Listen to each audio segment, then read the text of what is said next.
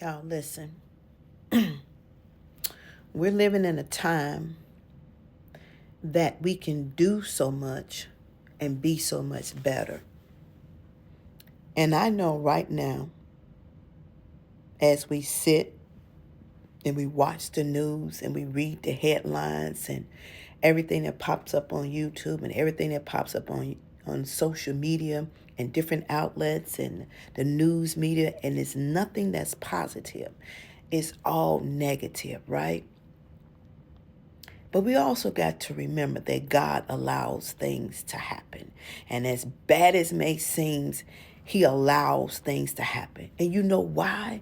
Because it's a wake-up call. It's a wake-up call because a lot of us got very comfortable. We got very comfortable in the way things was going. We was out here spending money, just overspending.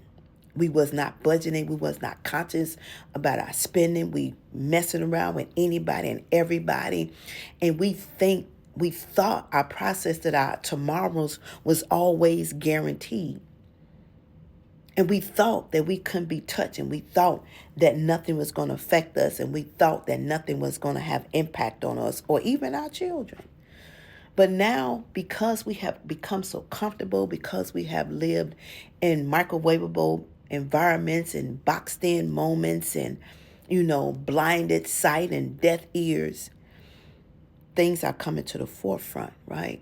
So we're seeing a lot of things. We're hearing a lot of things.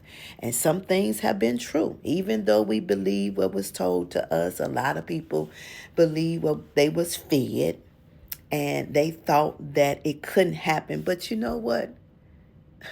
All the time when people say something, it's not always a bluff, right? There is some facts to it. There is some realities to it. But the problem with us is that we just don't pay attention.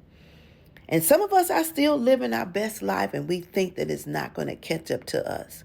Well, when health information is kept from you, that's a problem. When your rights are being rolled back, that's a problem. And the saying goes, if you don't stand for something, you're going to fall for anything.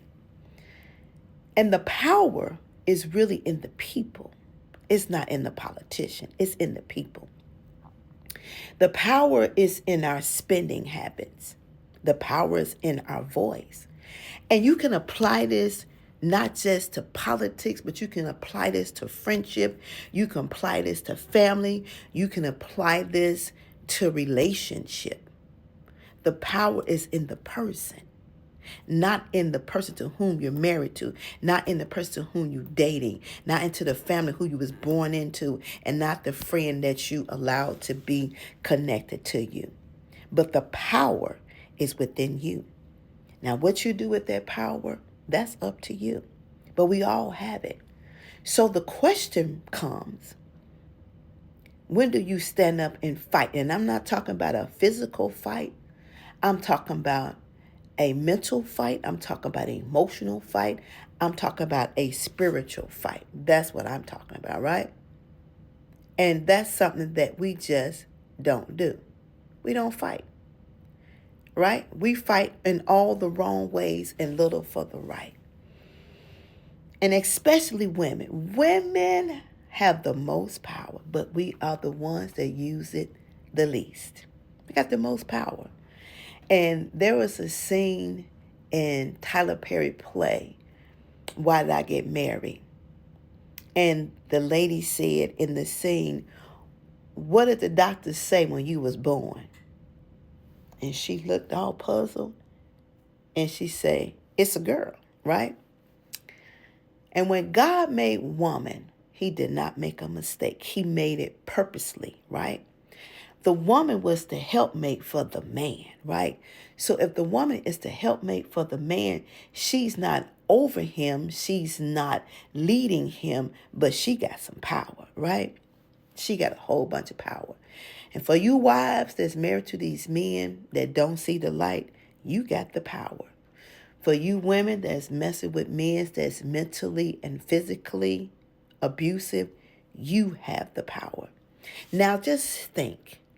If we all take this one, this one, this one, this one, this one, and do this. You see that? That packs a mighty punch. It ain't just one finger. It ain't just two. It ain't just three. It ain't just four. It ain't just five. That's a powerful punch. 5 fingers put together permits a powerful punch. And if we can get to a point where we can understand the power that we really possess as women, as ethnic race wise, and we stick together, we pull back on our spending in locations that don't honor us or respect us, I promise you, you will see a world of difference. I promise you, you would. But how many are willing to do that? That is the question. How many are willing to do that? Is the question. See, some of us, we talk a good talk, but we don't walk what we talk. And if ever it's a time for us to make it known, that time will be now. We can't continue being used, manipulated, and deceived with our eyes open. It's time for a change. And that change starts today.